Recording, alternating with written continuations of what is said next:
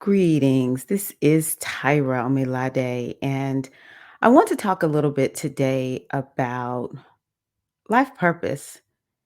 Many people come to me looking for their life purpose, and so much of the work that I do in the work that I do with ladies is related to life purpose. And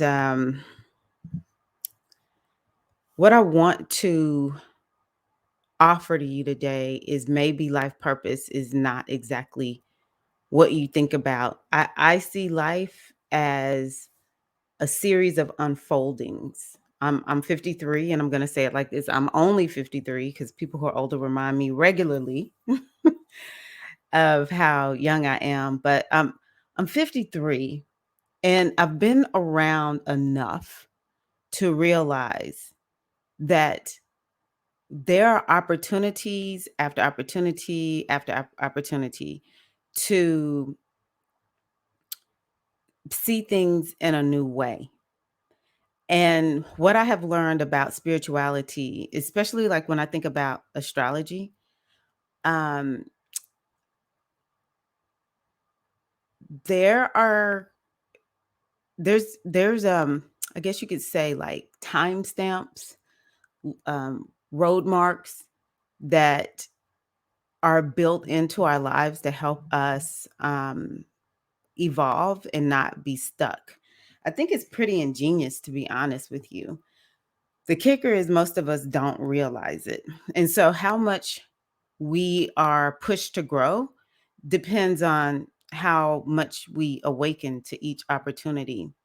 But one thing I'm pretty certain of is that we have been sold a lot of, I'm going to call it misinformation. Wanted to call it lies, but I'm going to call it misinformation on what it means to live aligned with your purpose, to live on purpose. And so, um, until we really get clear on number one, what are we really here to do? And number two, being aware of these opportunities for growth, we'll kind of feel stuck in this perpetual search for why am I here? Why am I here? Why am I here? And I think it's way more simple than most of us are led to believe. Though, because for some reason we love things to be complex and hard, most people don't want to believe it's simple. They want to believe it's something very, very hard. But I just want to, again, offer to you, what if you have been sold a lie? What if you have been sorely misinformed about what it means to live a life of purpose? I want to start off with a phrase that I learned in going through my NLP training. And that is, the only meaning that something has is the meaning that we give it. Nothing has any meaning. Humans are meaning making machines. And so we can believe that life purpose is what people have told us. We can believe that life purpose is you got to do something big, you got to do something great, you got to do something grand, you got to be renowned in some kind of way, be it bad or good, because some people are okay with being notorious, right? But if you don't, you're not living a life of purpose. And so um what we have to do though is to question it at least. Who says whatever you think purpose and meaning is, when you look at other people and you're like, no, they're living a life of purpose and meaning? Who's to say that that's really the case? Even if it's true, you still have been sold on it. There has been some conclusion that has been drawn, because none of what success and purpose really is can be proved beyond a shadow of a doubt when we're using standards created by humans. You cannot. Not beyond a shadow of a doubt can you say somebody who has millions and billions of dollars and has given all, these great things to people who were in need and created some great company or product, is better than the person who just wakes up every day and goes and, makes their money and has a kind heart, does a little bit of meditation, sits and whittles on, has some, maybe they whittle wood and just create, art that they don't even care if it sells or not. They're just creating it from the heart. Why is one more successful or more, their life is more purposeful and meaningful than the other? It's all made up. It's all made up. And so I'm getting more and more clear that the work that I do is really to help people get to a very simple notion. And that notion is that your life purpose is to come and experience each moment presently. That's it. Come and be present. How much presence can you bring? And I'm going to tell you what I relate presence to. I relate it to peace. Peace doesn't necessarily mean happy. Peace doesn't necessarily mean that everything is perfect. But peace is about presence. It's about being aware of what is there and not judging it, just being present to it and understanding. This is another part of the purpose. Understanding that there is a greater reality, a wisdom, and an intelligence that we are connected to. That if we would but connect with that and follow it, which a lot of times it feels like it's in our heart or in our gut, especially for women, our heart and our gut. Or if it's a deep knowing in the mind, because I know some women are naturally mental. All of us are mental. Like, okay, let's just be clear. Most of us are not actually in our heart, and our gut is there, but that's not our go-to place. Our go-to place is this head, this mind, right? So for us to all be so mental, then the ones who are truly mental, maybe you have a lot of air energy in your chart. You may feel it as a deep knowing. It's some profound, I don't know how to explain it, because there's a part of me that's that way. It's like I feel something click in my head, but it feels like my mind is open and there's something connected. I'm connected to this higher infinite wisdom, and it just pours down into me. But I feel it in my heart, I feel it in my body, feel it in my gut and my womb. I feel it, in different places. But those are potential places you could feel it. That when our mission becomes presence and being connected to the infinite intelligence of the universe that created the earth on which you stand, it created you. When we watch these women, first of all, to even see that babies are made, like, wow. These women, though, like even the babies coming together, there are people who work long and hard to have children, and it doesn't happen. We cannot deny there is something powerful, something infinitely wise that can allow a baby to be made, because humans try to make it happen, but ultimately it's some infinite wisdom, some infinite higher plan that's in action that would allow a baby to be made and a soul to enter into that union. And when we see these women having, carrying these babies, they are they're not doing anything. I have cousins whose mom was on crack when they were born. And both of these women have grown up. They're beautiful, they're brilliant. They even have their own babies. So there's a infinite wisdom. Can we trust it? Now, I'm going to eventually talk about why we may have some of these blocks, but let me just say, can we trust it? Can our purpose be to be present, to be connected to this infinite wisdom, and to trust that whatever it is I'm supposed to do, I'll know what to do? Okay. What if that is our purpose? What if that is our purpose? So, what gets in the way of that is we are born to be human. And to be human is to be flawed. To be human is to have experiences that where we feel bad, we get hurt, we get wounded, and it's an infinite number of reasons why it happens. I can't even begin to explain it. Some of it is just in our chart, and that's how the energy came through. That's how I look at astrology. Astrology has the chart has infinite potential in it. But the question is which potential is it going to come through? What form is the energy going to come through? And some of that may have been you're like, no, I want this experience before you come into the womb. And you want the energy to come through just like that. Right. And some of it is, it was just maybe it wasn't clear how the energy was supposed to come through. And it came through and it has been harmful. It has been hard. And there's trauma, there's wounding, there's blockages. So many words I could potentially use, whatever it is for you. And so this is what it means to be human. And I think if more of us can just accept when we decided to come in the human form, on some level, we agreed to experience the good and the bad, okay? And the neutral. That's just it. We just came here to do what humans do. Humans going to have good stuff, humans going to have bad stuff. It's just part of the human experience.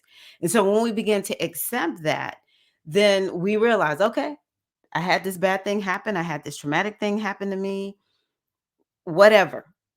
And so it has created a block between me being present to the moment, as well as present to the infinite intelligence that is in you. You are a channel and a vessel for the infinite intelligence. You are a manifestation of it, pure manifestation, pure reflection of the channeling of the infinite wisdom, because you're here. Okay. So we have to acknowledge something blocked it. And so what can I do to continue to align myself with being present, which means peace? I'm at peace and I'm present to the wisdom that is coming to me, and I trust it 100%. That is what I think is the ultimate in spiritual practice. I'm only 53, so I'm going to have to keep living, Goddess, I'm willing to stay here a little bit longer. It's been rough these last few years. Oh my gosh. At the recording of this video, it's 2023, and we all know what started it all, 2020. It's been rough my whole life. Like it's been rough. I didn't have the worst childhood, but the things that were problematic for me have created some issues. I have a chart, an astrological chart that has some real challenges in how I feel about myself. So, yeah, acknowledging that I too have these blocks, that the only thing, because we search and we search and we search for that meaning in life. It doesn't matter. Like, it does not matter how much I produce. It does not matter how much I shine. I never feel enough. And therefore, I stay on this perpetual life purpose search. And so I just think that the actual meaning of life is very simple, as I am now stepping into, finally, let me just be present. Let me seek to find what brings me peace. And so when I have to go back and look at the blocks, it's like, you get the choice to stay married to it, or you can say, I got to let this go, because my purpose is peace. I'm here to experience peace.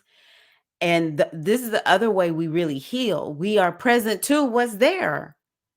So many people have so many different addictions. Whether they want to admit those addictions or not, we know it's a lot of people. Let me say, maybe it's not addiction. Maybe it's we got some serious coping mechanisms. We got a lot of ways that we escape the pain. But presence is really how we begin to melt it. Running away from it is not going to fix it. All right. So I just want to begin to get you, maybe just say it like this: I'm going to take you off the hook. Stop looking for your purpose other than be present, seek peace, and open yourself to the infinite wisdom of the universe. For when you get those moments and those opportunities to use your gifts and talents in a way that feels very, very good for you, you will feel on purpose. We get to have a purpose each day. We get to have a purpose each moment. And I say keep it simple. A lot of us are burned out. We don't live lives that are fulfilled. And it's all because we have been sold a lie. And I want to just tie this into this part is from my experience as an African American woman in your own life. If you're listening to this and you're not I'm going to say a Black woman, but I know African American woman the most. So whatever your identity is, I want you to, or whatever it is that you struggle with, just apply it to your situation. So what I want to say to my Black sisters out there, and I know African American women the best, so I'm going to say it to you all because I know our experience from an embodied place. What if all of these identities, this identity that we have as a Black woman, what if the best thing we did was just seek to feel at peace? Don't do nothing else. So let me pause it because this is what I've been wanting to say. It's about being present and not doing. Our purpose is not about doing. Okay, now I'm back to Black women, which means that we are notorious for feeling like we've got to do something. When in actuality, what we really need to do is just be present to ourselves. And I'm telling you this story of, well, if I don't do it, then our whole race is gonna, or our community is gonna crash and burn. If we don't do it, no one's gonna do it. And my position is this: I think whatever we do will be better when our primary focus, and it's not being, I'm not talking about like this capitalistic individualism that is a disease to the human, to all of humanity. Okay. I'm talking about we have been made to neglect ourselves. It looks like community activism, but it's really no, I need to get them to wear themselves down. I need them to get so broke and broken that they're no good. We down up out of here earlier and everything. I find that we carry the wounds harder and longer than a lot of other women. I feel it's so hard for us as Black American women to move forward, to advance. I honestly think it's all Black women, who, especially if you have dealt with racism, I think it's all of us, but I'm just going to speak for African American women because I don't want to be, I've never lived any other place but here. But if you want me to speak for you Black women, see, even me now feeling so responsible for making sure I include all Black women, it's really a reflection of how we carry the weight of this thing that has been put on us. And I say divest. I say divest. That's what I did. I was like, you know what? I'm a Black woman. I'm a proud Black woman. I'm a proud African American woman. You'll never take that from me. But let me tell you, I divest from anything that y'all have sold me. I get to pick and choose what is meaningful to me and how I'm going to show up. And the only thing I find that works for me is that I am present to this moment and I'm at peace. Because let me tell you, we keep thinking we can fix it all. But the best thing we can do is to be present to this moment, to be at peace. And if there's anything in the way of that, then it is our responsibility, putting it on pause again. One of the underlying truths that I'm inserting into what I'm talking about is you are at first cause. That is something that I bought into. And it is more of how I look at it myself spiritually. I get to choose what my life is about. I get to choose who I am. I decide who I say I am. No one is going to define that for me. Not happening anymore. Moving back to talking about Black women. And that's what I'm telling you all. Everyone has told us who we are.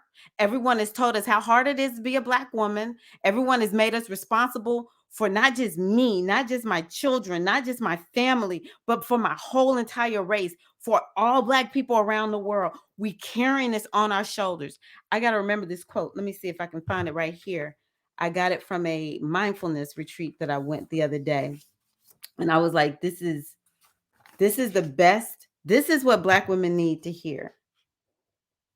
It says, you are not Atlas carrying the world on your shoulders. It is good to remember the planet is carrying you. Vandana Shiva is her name. Vandana. Vandana Shiva. Shiva. I said, I gotta tell the Black women this. You ain't Atlas. Who said we gotta carry the world on our shoulders? Damn it. If we're the ones that birthed humanity, I think that's enough. It's time for me to find my peace. That is your purpose. That is your purpose. If you are a woman, find your purpose. If you're in some marginalized community, if you are from the differently able, neurodivergent community, find your peace. If you're part of the LGBTQIA community, find your peace. Find your peace. It's time for us to stop caring. These young people, they really are showing me, even though I know that we need to offer some support to these young people. Okay, they children, their brains not even fully developed, but they so free. They're helping us to get free. Y'all not putting us in a box. We will not be boxed. And all we can say is okay, because look, when they get 18, what can you do? You can't control them. They're grown, right?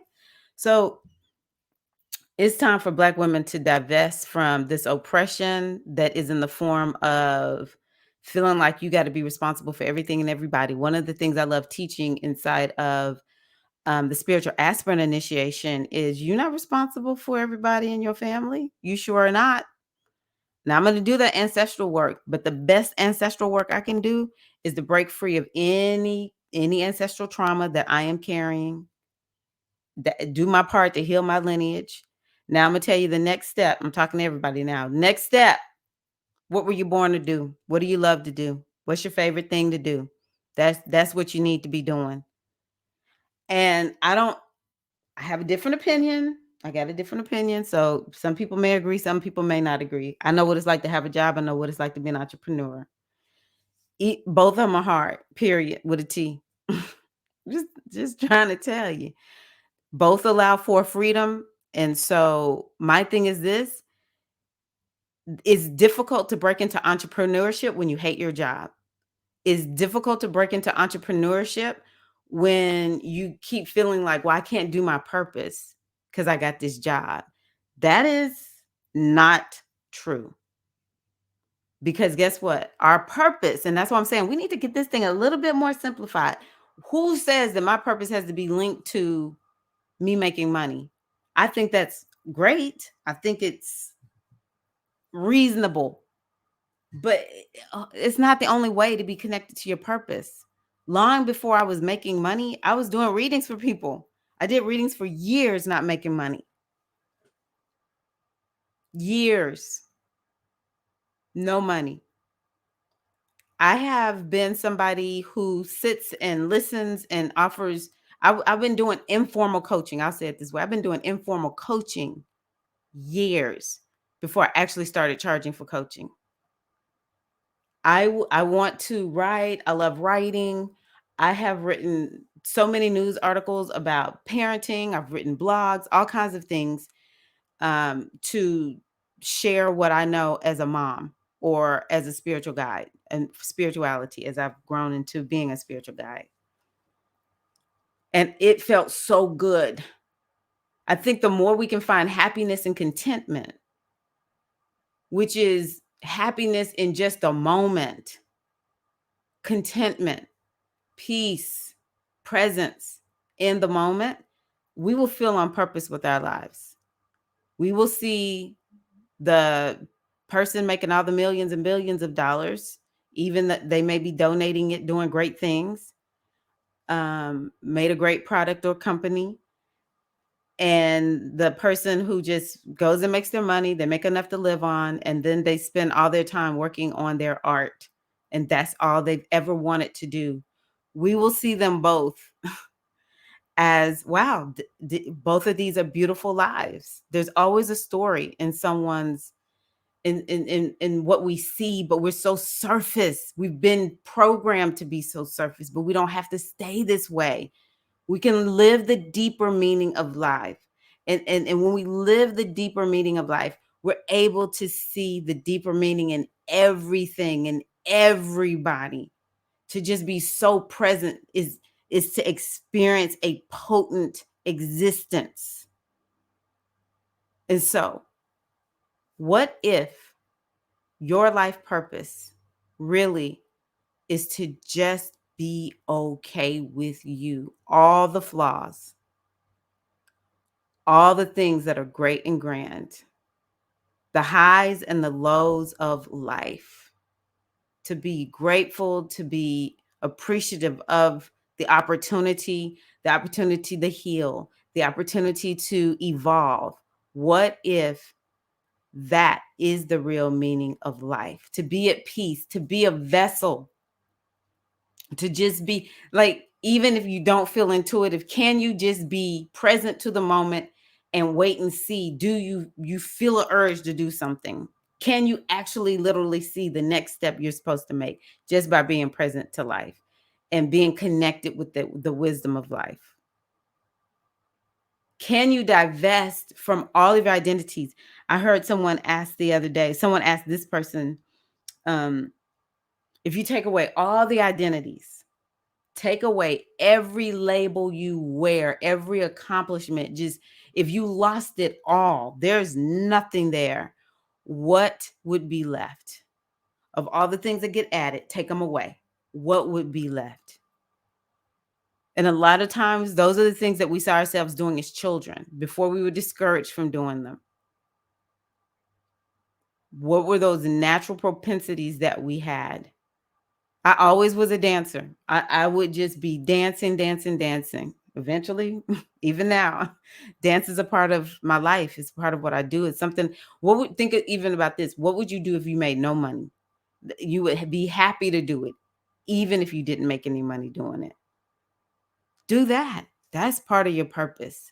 Use your gifts, use your talents. Why do we have to monetize them? Yes, I believe in it. I'm money motivated. If you can make money monetizing your gifts and talents, do it.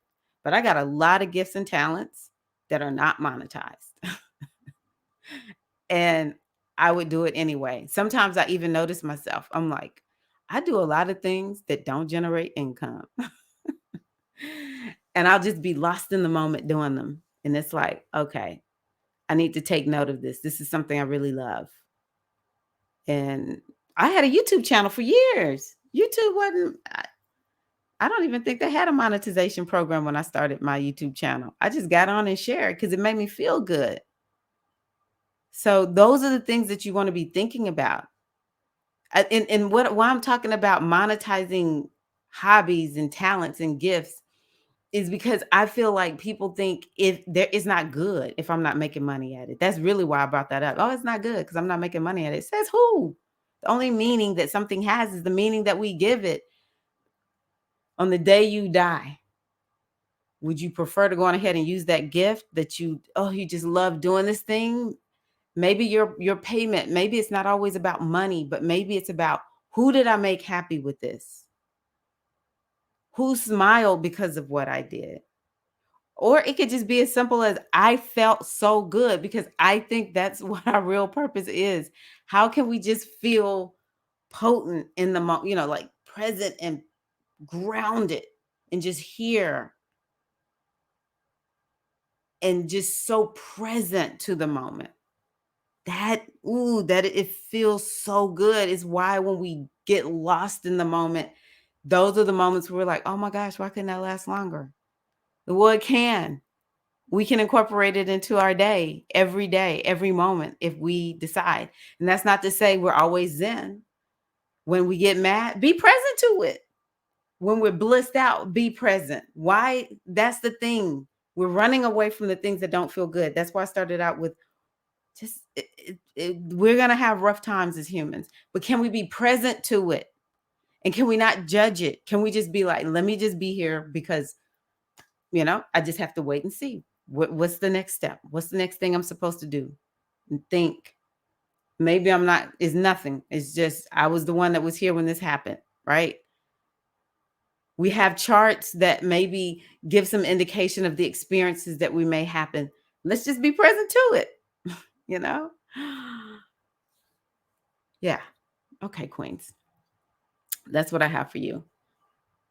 It's time for us to change our paradigm around what is purpose. And for me, the work that I do is designed to help make sure we can keep this energy of peace. In the ancient Kemetic tradition is called Hetep. And so, where's your Hetep, sister? Where's your Hetep? How can you connect with your Hetep? What's blocking your Hetep, your peace?